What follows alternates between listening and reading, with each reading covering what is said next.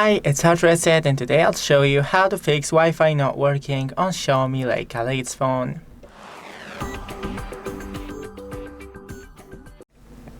So first, scroll from the top to open Quick Settings, then click and hold on Wi-Fi, disable it, click More Settings, enable once again, then click this arrow next to your Wi-Fi, scroll all the way down and forget the network. Now wait a couple of seconds.